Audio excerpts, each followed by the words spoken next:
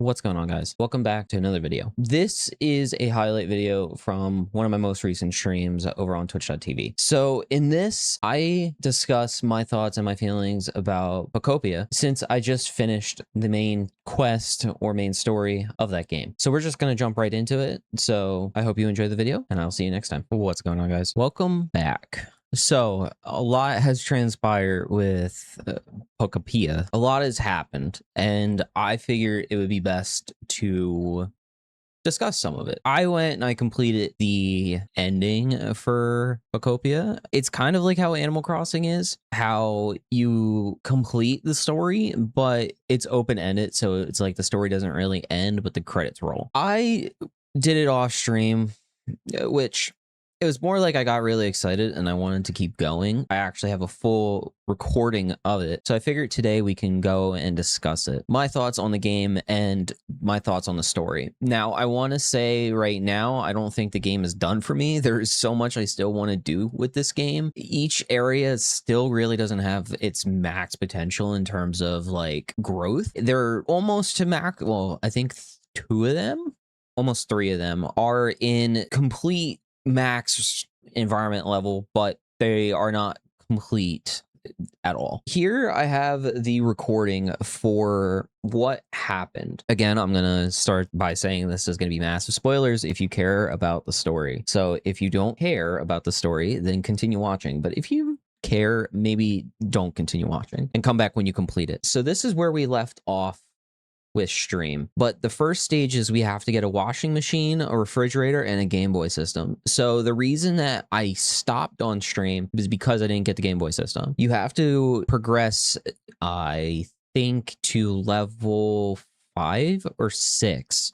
for Sparkling Skylands. I had to wait. I grinded some off stream and I got it. Here you see me basically getting that put into the collection point. I get a badge, and then the final request is to take your most cherished photo and send it. I kind of took a photo of myself, took a selfie, but then I realized I had so many other photos and memories of the game. I chose kind of one of my favorites of all of them, which is just Mimikyu eating a piece of bread. I think it's just kind of really adorable. We go and submit it. We get our final badge. It says that we completed the team initiation challenge. Sorry about the bar down here. Final reward is the Earth badge. Now, this is where everything starts to get very intense. We go complete the team initiation challenge, and then it's saying that we are one of them, that we provided the food and decorations to get party poppers to make a celebration. I go off to make party poppers, and I come back, and then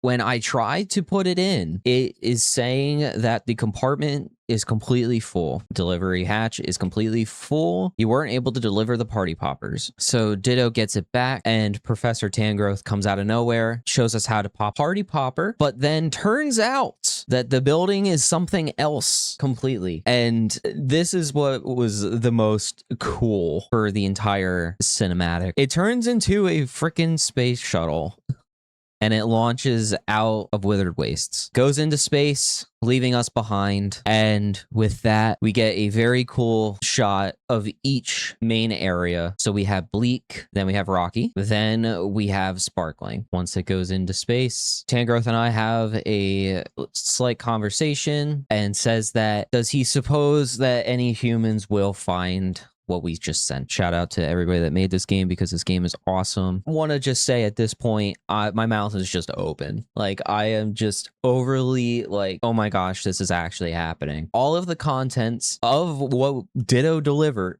flies to outer space, and we see a human or an astronaut or whatever. The shuttle door opens, and our photo, our beloved photo, comes out.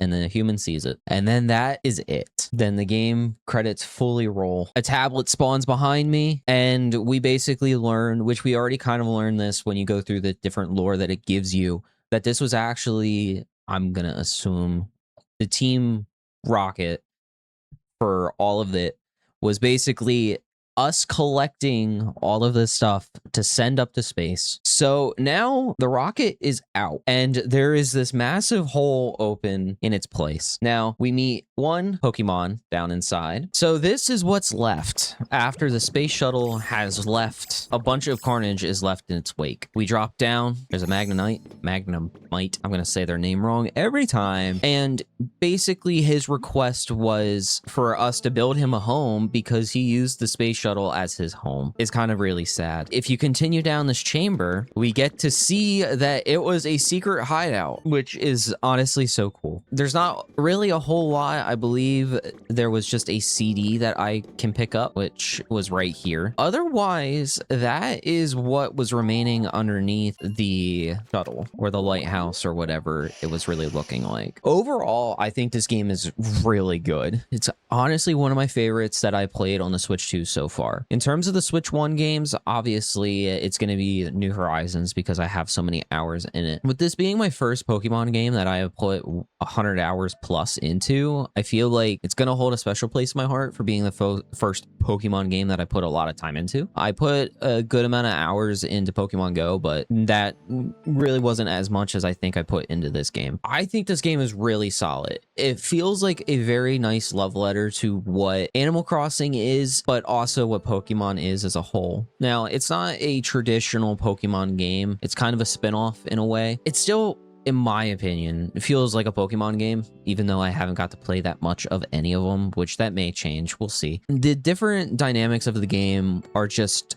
very enjoyable. I really like the different areas, how they all have their own unique styles. Basically, we start out in Withered Wasteland, where it's basically nothing here at all except Tangrowth. And seeing where we start to where we end, it's really cool to see how far we've progressed. As a Ditto that just wanted to reunite with his human, so he became the human. We started out in Wither. We went to Bleak, which was a really cool beach area. And I honestly, one of my favorites out of the four of them, the four major ones, because there's like two others that I still have yet to get to. Bleak was really fun. We got to see some really unique Pokemon for that area. One of my top tier.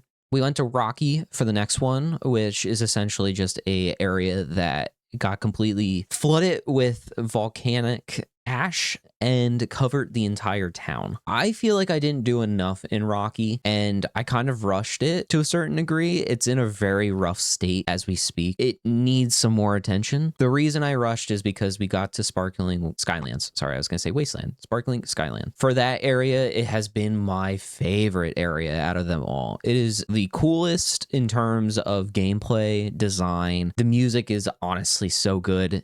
There's just so many little things about the music that just make me really enjoy it. I have so much that I can do there. The main quest for that area is super cool, where you rebuild this massive building and you get to see arguably the most recognizable legendary that Pokemon has in this franchise. It's just overall a very cool area. So in terms of like ranking them from my favorite to least favorite, I would definitely say my most favorite so far is Sparkling. The third spot I would probably give to Bleak. Withered would be second. And then Rocky would probably be my least favorite. Now, that is subject to change because I feel like as time goes on and I do give Rocky some more of a chance, it may get better. I really like the minecart system in it. It's just everything is so separate and kind of secluded from each other that it's just a little bit different than what we've had for everything else. Even though I feel like it's kind of counterproductive saying that because Sparkling is basically floating islands. Again, something about it is really, really cool. I just feel like this game overall for me was a very fun game to get into. I really had low expectations with it because I kind of went into the mentality that this is just a Animal Crossing clone with a Pokemon face on it, kind of to throw some shade at Pow World just a little bit. It kind of really seems like as it was going on that this game actually is its own thing, that it does have aspects of Animal Crossing to it, and it obviously has aspects of Pokemon because it is a Pokemon game. I still genuinely enjoyed my time with this game, and I don't think I'm anywhere close to done with it. I'm already up to, I think it's 110 hours. Yes, 110 hours. I feel like I can easily go for 300 hours on this game, let alone I'm gonna hit 200 before I even complete an area. So if you think that you can maybe get 100 hours per area at least, man, I have a long ways to go. Will I complete it? I don't know, but we will see. So that leads us into where we are at now. So we have our 4 areas, and I'm slowly progressing through the story. Well, the main story is actually over, but there's still a little bit more